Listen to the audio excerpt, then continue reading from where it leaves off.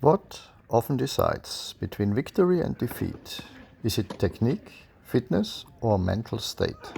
My thoughts on that in this video. Last week, Sebastian Sorga and Slava Bielinski reached the semifinals in Kiseljak, Bosnia, where they competed against each other. As so often in such cases, the level in this match was not good. The two know each other well, trained together, and their performance was correspondingly restrained. Slava won this match in 3 sets and reached the final, which he then lost the next day. In terms of points, it was a good week for both of them, as it was a 25k future, but the tennis was below average for long stretches, which makes the results all the better. This week, Slava and Sebastian were in Vienna. Only easy practice was on the schedule for Slava. Physically, the last few weeks have been exhausting. He's had a lot of matches, and this week, in the middle of the season, is certainly doing his body and mind good. It was another, almost normal training week for Sebastian. The only difference is that he has now additional courses in the evenings so that he can get his driver's license.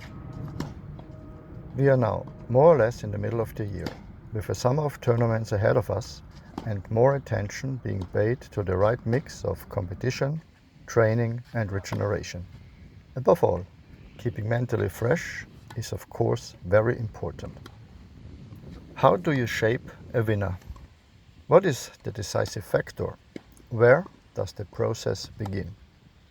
In my experience, raising a child is perhaps the most important part of a successful career. At a certain level, a player's personality is the decisive factor in their further development. Of course, technical and physical development is the foundation, but this base is clearly recognizable in the majority of players. Towards the top, the range becomes increasingly narrow and the requirements ever more differentiated and challenging. Character skills then become increasingly important. And this character has a lot to do with personality development. And upbringing shapes this development.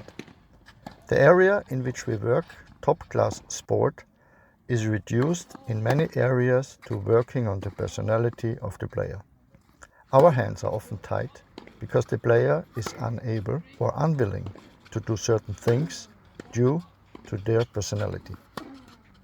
Of course, our task is also to work out a game concept with the player that suits their character and playing abilities. Communication must also be tailored to the recipient.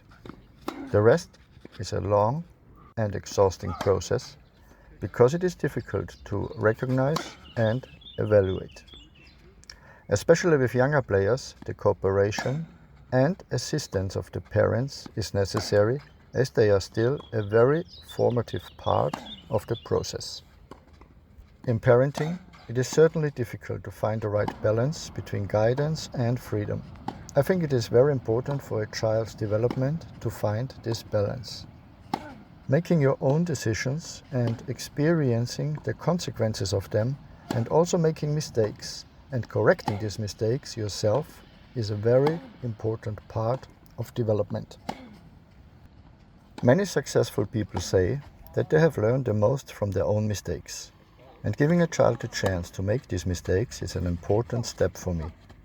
We tend to overprotect our children and blame other people for failure. What will our next generation learn from this? On the tennis court in competition, you as a player are alone on the court. There are enough examples where responsibility is passed to the bench. Nevertheless, a player remains alone on the court and can only make the right decision based on his own strength and show a character that helps to come out of this one match successfully. In any case, we are confronted with different patterns of behavior every day in our work. Hindering patterns have to be dealt with, and the way in which they are dealt with is again very individual, and this individual approach is certainly not always easy for us to assess.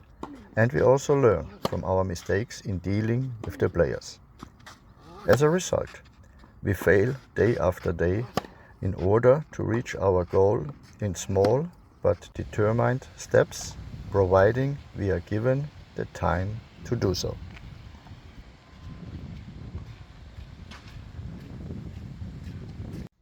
Yuri Rodionov played the Challenger tournament in Poznan this week.